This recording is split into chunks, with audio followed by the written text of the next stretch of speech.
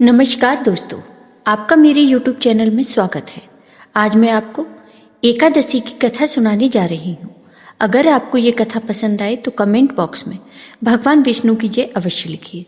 साथ ही अगर आपने अभी तक मेरे चैनल को सब्सक्राइब नहीं किया तो सब्सक्राइब कर लीजिए और बेल आइकॉन पर क्लिक जरूर कीजिए, जिससे हमारे वीडियो के नोटिफिकेशन आपको मिलते रहें। प्राचीन काल में रुक्मांगद नामक एक प्रसिद्ध राजा थे। वह भगवान की आराधना किया करते थे। भगवान की आराधना ही उनका जीवन था। वे चराचर जगत में अपने आराध्य भगवान विष्णु की सेवा भावना से ही अपने राज्य का संचालन करते थे। वे सभी प्राणियों पर क्षमा भाव रखते थे। राजा रुक्मांगद ने अपने जीवन में अपनी समस्त प्रजा एवं परिवार सहित एकादशी व्रत के अनुष्ठान का नियम धारण कर रखा था। एकादशी के दिन राज्य की ओर से घोषणा होती थी कि आज एकादशी के दिन 8 वर्ष से अधिक और 85 वर्ष से कम आयु वाला जो मनुष्य अन्न खाएगा वह राजा की ओर से दंडनीय होगा। एकादशी के दिन सभी लोग गंगा स्नान एवं दान पुण्य करते थे। राजा के कर्म की ध्वजा सर्वत्र फहराने लगी। धर्म के प्रभाव से प्रजा सर्वदा सुखी एवं समृद्ध थी। राजा रुक्मांगद का गृहस्थ जीवन पूर्ण रूप से सुखमय था। वे पीताम्बरी भगवान विष्णु की आराधना करते हुए मनुष्य लोक के उत्तम भोग भोग रहे थे। उनकी पतिव्रता पत्नी संध्यावली साक्षात भगवती लक्ष्मी का दूसरा रूप थी। वह सभी दृष्टि से पति का सुख संपादन करने में अद्वितीय थी। पति का सुखी रानी संध्यावली का जीवन था। पति की सेवा वह अपने हाथों से करती थी। उनका पुत्र धर्मांगद गुणों में अपने पिता के अनुरूप ही था। उसकी भी बुद्धि भगवान विष्णु के चरणों में लग गई थी। वह अपने माता पिता का आज्ञाकारी था। उसमें संचालन की पूर्ण योग्यता थी। वह भी प्रजा पालक एवं प्रजा की रक्षा में सदा तत्पर रहता था। राजा रुक्मांगद ने अपने पुत्र धर्मांगद के गुणों से प्रसन्न होकर राज्य संचालन का भार उसके कंधों पर देना आरंभ कर दिया। भगवान विष्णु की आराधना एवं एकादशी व्रत के प्रभाव से राज्य में समस्त प्रजा सुखी थी। मृत्यु के पश्चात सभी बैकुंठ धाम में जाने लगे। नरक के द्वार तक कोई जाता ही नहीं था। संपूर्ण नरक सूना हो गया। सूर्यपुत्र यमराज एवं चित्रगुप्त दोनों के लिए कोई कार्य रहा ही नहीं। जब सभी प्रजाजन बैकुंठ जाने लगे तब यमराज किन्हें दंड दें और चित्रगुप्त किनके कर्मों का हिसाब रखें। अंत में वे ब्रह्मा जी की सभा में पहुंचे। उन्होंने ब्रह्मा जी से रुक्मांगद के प्रभाव का वर्णन करते हुए कहा, पितामह, भगवान विष्णु की आराधना एवं एकादशी के व्रत के प्रभाव से समस्त प्राणी बैकुंठ धाम को प्राप्त हो रहे हैं। नरक में कोई प्राणी नहीं आ रहा है। लंबे समय से हम लोग व्यर्थ बैठे हैं। यह सुनकर ब्रह्मा जी को अत्यंत प्रसन्नता हुई। वे मन ही मन भक्तराज रुक्मांगद को नमन करने लगे। ब्रह्मा जी रुक्मांगद की ऐसी अद्भुत महिमा को और बढ़ाना चाहते थे। उन्होंने अपने मन में संकल्प से एक अत्यंत सुंदर एवं लावण्यवती नारी को प्रकट किया। उस नारी का नाम मोहिनी था। वह संसार की समस्त सुंदरियों में श्रेष्ठ एवं रूप के वैभव से संपन्न थी। एक दिन राजा रुक्मांगद वन भ्रमण के लिए निकले। उसी वन में वह मोहिनी अत्यंत मधुर बीना बजा रही थी। उस रूप राशि को देखकर राजा रुक्मांगद उस पर मोहित हो गए। राजा ने मोहिनी से विवाह की याचना की। मोहिनी मुस्कुराते हुए एक शर्त रखकर बोली, महाराज, समय पर मैं जो कहूँ आपको उसका पालन करना पड़ेगा। राजा ने मोह के वशीभूत होकर यह शर्त स्वीकार कर ली और वे मोहिनी के साथ अपनी राजधानी लौट आए। वहां वे मोहिनी के साथ सुख से समय व्यतीत करने लगे। युवराज धर्मांगद ने शासन की पूर्ण योग्यता प्राप्त कर ली थी। उसने भूमंडल के सभी मंडलों को जीतकर उन पर अपना शासन जमा लिया और अनेक बहुमूल्य रत्न मणियां लाकर अपने पिता को अर्पित किए।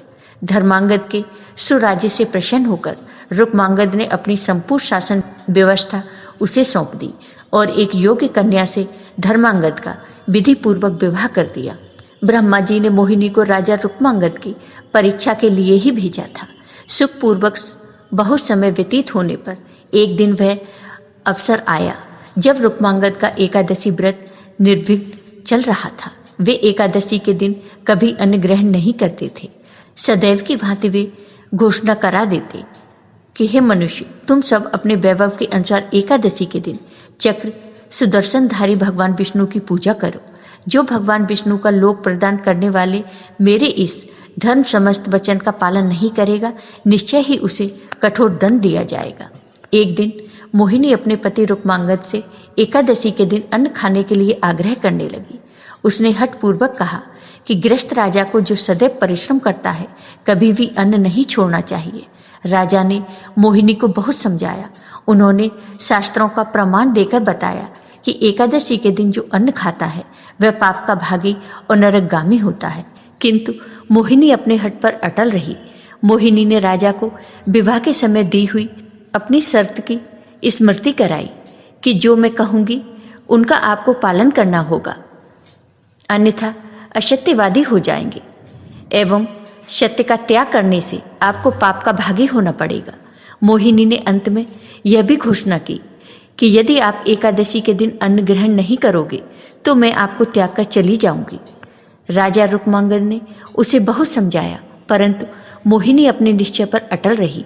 वह अपने पति को असत्यवादी घोषित करती हुई उन्हें छोड़कर जाने को तैयार थी। इधर राजा रुक्मांगद मोहिनी पर आसक्त होते हुए भी एकादशी के दिन अन्न ग्रहण न करने के निश्चय पर दृढ़ थे। पितृभक्त धर्मांगद एवं पतिव्रता रानी संध्यावली ने मोहिनी को राजा को छोड़कर न जाने के लिए बहुत समझाया। रानी संध्यावली ने अत्यंत मधुर वाणी से मोहिनी से कहा, जो नारी सदा अपने पति की आज्ञा का पालन करती है उसे सावित्री के समान अच्छे तथा निर्मल लोक प्राप्त होते हैं। देवी, तुम अपना यह आग्रह छोड़ दो। महाराज ने कभी बचपन में भी एकादशी के दिन अन्न ग्रहण नहीं किया है, अतः तुम इसके लिए उन्हें बाध्य मत करो। तुम उनसे कोई और वर मांग लो। रानी संध्यावली की बात सुनकर मोहिनी ने अपनी एक नई शर्त रखी। राजा रुक्मांगद अपने हाथों से अपने पुत्र धर्मांगद का सर काटकर भेंट करें अथवा एकादशी के दिन अन्न ग्रहण करें, तभी सत्य की रक्षा हो सकती है। राजा रुक्मांगद मोहिनी की नई शर्त सुनकर अर्धमूर्छित से होने लगे।